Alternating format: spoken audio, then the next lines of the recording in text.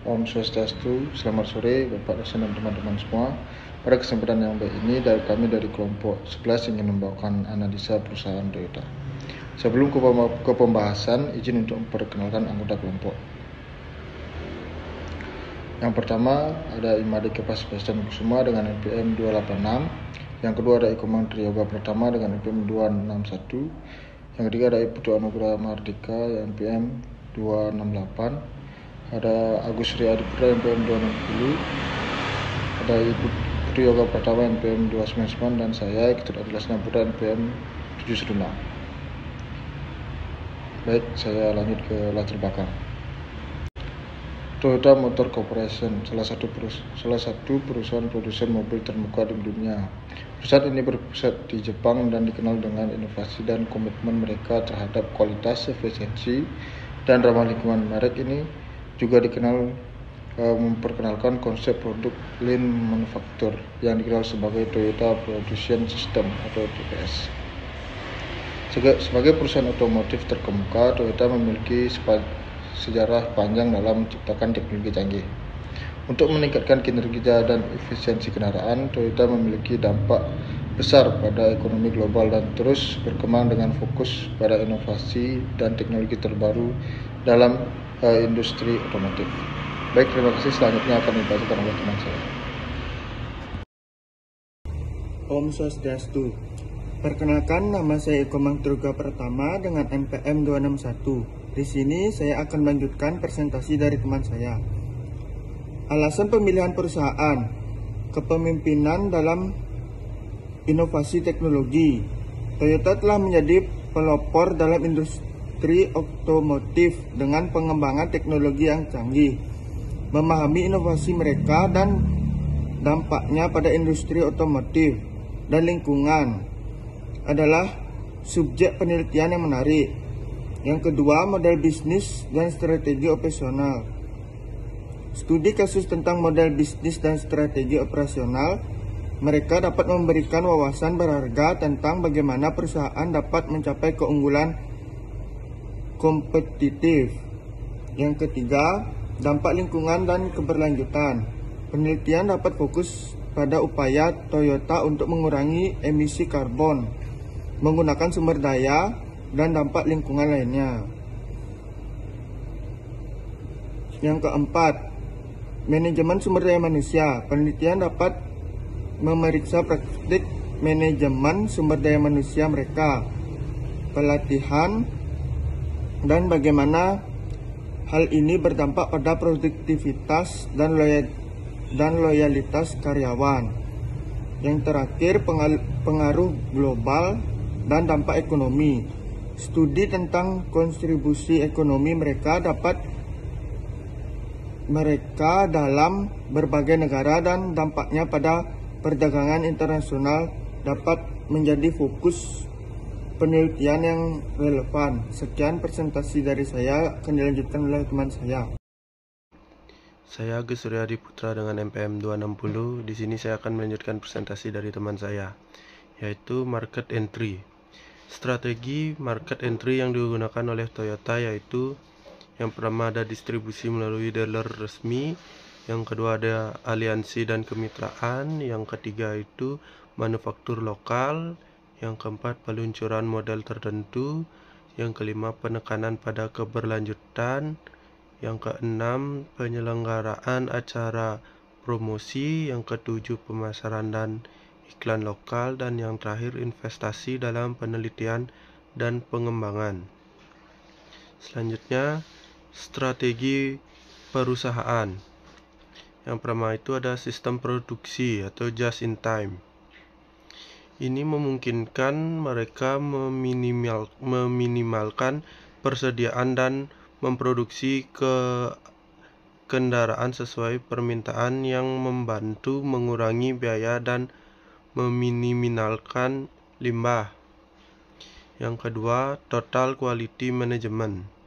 Toyota telah fokus pada kualitas produknya dan menerapkan prinsip-prinsip IKM, TQM untuk memastikan bahwa kendaraan mereka terkenal karena keandalan dan daya tahannya.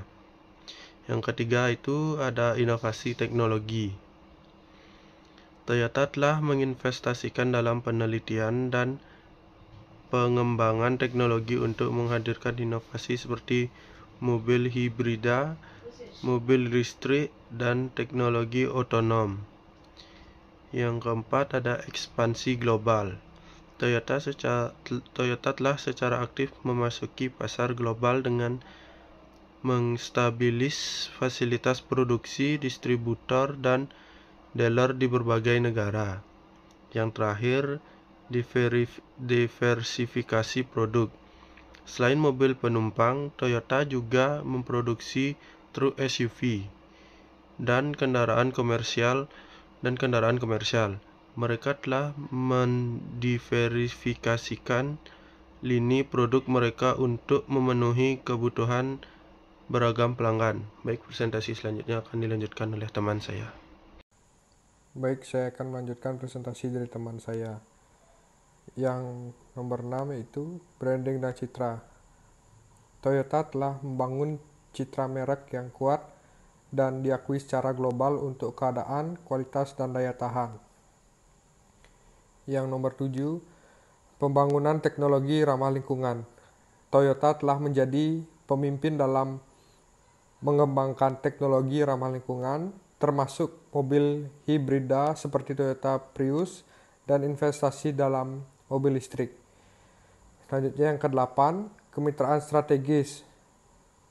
Toyota telah menjalin kemitraan dengan perusahaan lain seperti bermitra dengan Subaru dalam pengembangan mobil olahraga bersama dan dengan perusahaan teknologi seperti Uber dalam pengembangan teknologi otonom.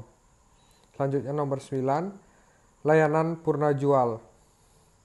Mereka telah memprioritaskan layanan purna jual yang baik, termasuk perawatan dan suku cadang yang mudah diakses oleh pelanggan mereka.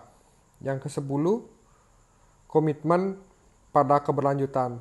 Toyota memiliki komitmen yang kuat pada praktik bisnis berkelanjutan dan teknologi ramah lingkungan. Mereka telah mengembangkan program-program lingkungan dan memproduksi mobil dengan emisi rendah. Yang selanjutnya, STP perusahaan.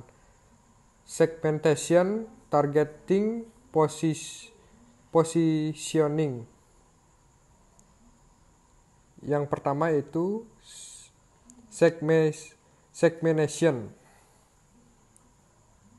Segmentation itu yang berisi demografis, geografis, psikografis, dan perilaku konsumen.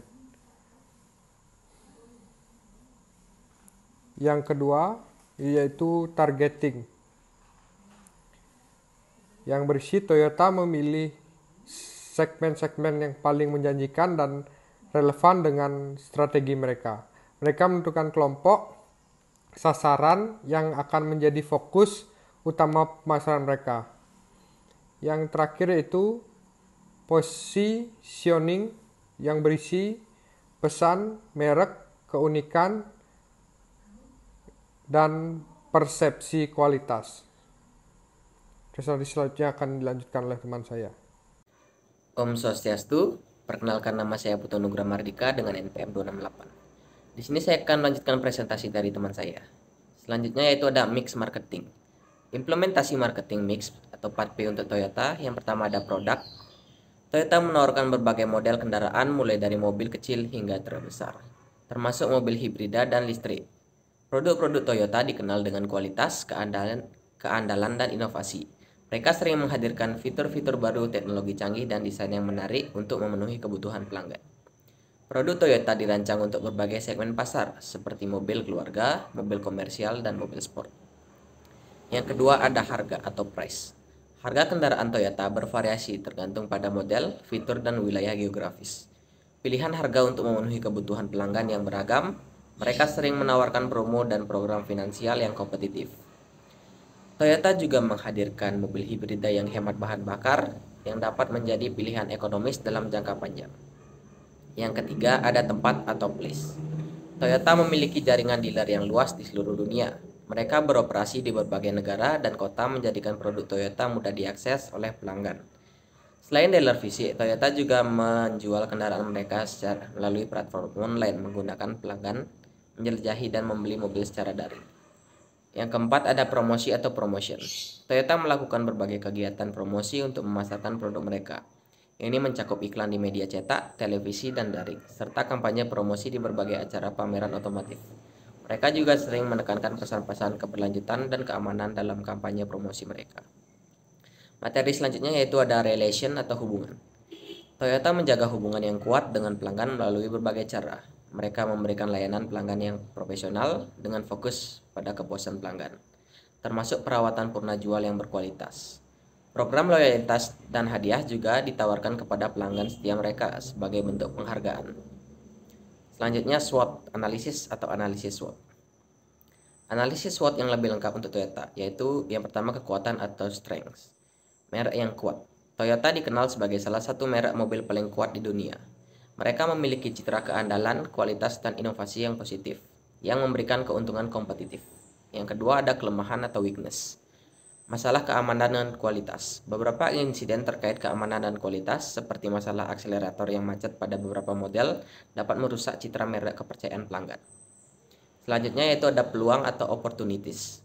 Peningkatan kendaraan ramah lingkungan. Permintaan akan kendaraan ramah lingkungan terus meningkat, memberikan peluang untuk memastikan kendaraan listrik dan hibrid mereka. Yang terakhir ada ancaman atau threats. Peraturan lingkungan yang ketat. Peraturan lingkungan yang semakin ketat dapat meningkatkan biaya produksi dan mewajibkan Toyota mematuhi standar emisi yang lebih ketat. Sekian materi dari saya. Untuk materi selanjutnya akan dilanjutkan oleh teman saya. Om Swastiastu. Perkenalkan, nama saya Ibtu Yoga Pratama, NPM 299. Di sini saya akan melanjutkan presentasi dari teman saya, yaitu growth strategy. Di growth strategy ini terdapat 4 bagian. Yang pertama, penetrasi pasar. Yang kedua, pengembangan produk. Yang ketiga, pengembangan pasar. Dan yang keempat, diversifikasi. Nah, di penetrasi pasar ini terdapat strategi penetrasi pasar, berarti menjual lebih banyak produk yang ada di pasar. Yang kedua, pengembangan produk, yaitu Toyota dikenal di seluruh dunia sebagai merek mobil yang inovatif.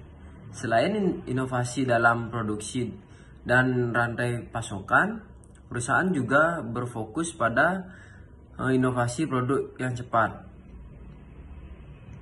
Yang ketiga, pengembangan pasar. Dalam strategi intensif ini, Toyota bertumbuh dengan memasuki pasar baru atau menjual ke segmen pasar baru. Dan yang terakhir, diversifikasi memungkinkan Toyota untuk mengurangi resiko memasuki pasar baru dan menjalankan bisnis yang lebih tahan lama berbagai sektor ekonomi. Dan selanjutnya ada saran. Nah, beberapa saran untuk perusahaan Toyota. Yang pertama, terus lanjutkan inovasi. Yang kedua, lebih fokus pada kendaraan ramah lingkungan. Yang ketiga, transparansi dalam keamanan produk. Yang keempat, dukungan teknologi mandiri atau self-driving teknologi. Yang kelima, perkuat dukungan purna jual. Yang terakhir, kembangkan mobil yang sesuai dengan tren pasar. Nah, sekian presentasi dari kelompok saya. Apabila ada salah kata, mohon dimaafkan. Dan presentasi saya tutup dengan Parama Santi. Om Santi Santi Santi Om.